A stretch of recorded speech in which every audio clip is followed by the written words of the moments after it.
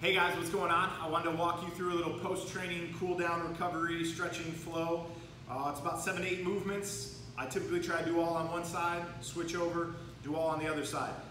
This isn't meant to be a long mobility stretching session. This is more to get the nervous system to kind of come down and start that recovery process so you're ready to train and get after it the next day. So the first position I get into is just a good old-fashioned couch stretch.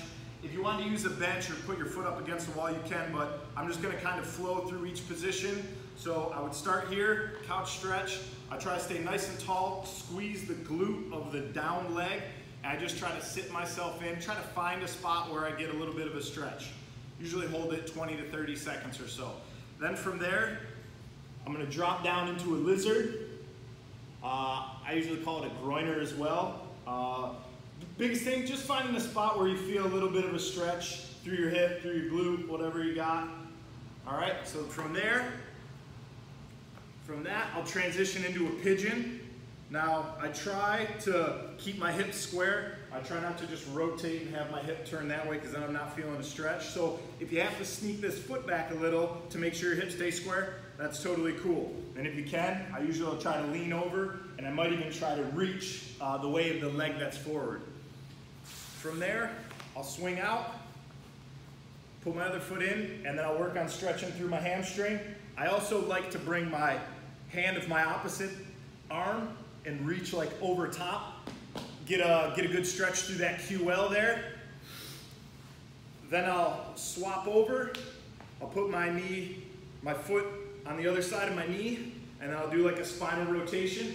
For this, I try not to just dump down into my shoulder. I try to sit nice and tall and rotate. Got a nice back crack there. Then from that, I like to do a bit of a groin stretch. So I'll come to one knee and I'll reach this foot out. I usually start with my hips right in line, and then I'll work on sitting back, and I might play around with my foot just to try to sit and see if I can get a little bit deeper into a groin stretch. Then I'll put both my knees on the ground, kind of in that tabletop position, and I'm gonna do a T-spine rotation. I'm gonna reach through, I'm gonna reach under, and I'm gonna try to keep my hips moderately high. I'm not gonna sit them all the way down. I'm gonna try to keep them up. And then this elbow might bend a little, but I'm just gonna try to reach through. Biggest thing is try to breathe. So every time you take an inhale, you're gonna probably get a little bit longer, but then as you exhale, you usually can sit yourself into something a little bit deeper.